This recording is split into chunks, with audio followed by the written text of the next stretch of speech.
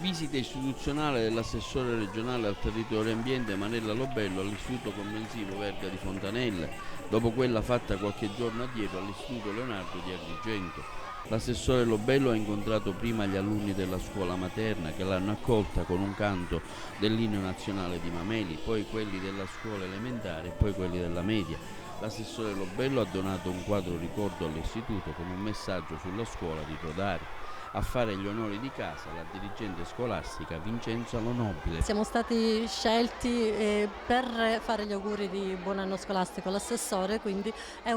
l'attenzione che ha manifestato l'assessore nei confronti della nostra scuola è sicuramente un'attenzione positiva, soprattutto in un momento in cui la scuola soffre forse più delle altre istituzioni di una crisi e non solo economica ma anche sociale e culturale. Quindi questo momento ritengo che sia importante perché sicuramente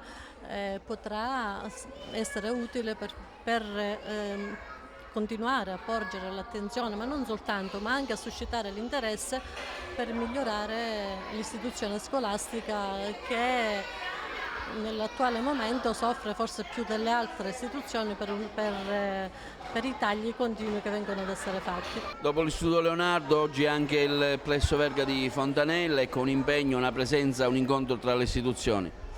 Sì, credo che anche la presenza delle istituzioni all'apertura dell'anno scolastico possa essere anche un momento oltre che di incontro con i docenti, col corpo insegnante, ma anche questo visitare le scuole, credo che sia un dovere delle istituzioni. Cerchiamo di farlo tutte le volte che è possibile, dedicando ad Agrigento intanto la mia provincia e la mia città, l'abbiamo fatto l'anno scorso con la giornata mondiale dell'ambiente, siamo stati nella scuola di Villa Sete, è stato un momento straordinario accanto a dei ragazzi che hanno potuto capire cos'è l'assessorato territorio e ambiente, hanno potuto per esempio misurare le onde elettromagnetiche dei loro cellulari. Questa mattina è un momento molto bello, stiamo cominciando dalla scuola materna, proseguiremo con le elementari e con le medie, un momento in cui le istituzioni si incontrano, i bambini e i ragazzi possono incontrarli, spero che vengano anche delle domande da parte dei ragazzi per cercare di comprendere cos'è questo governo, questa regione, questa politica, anche con qualche provocazione,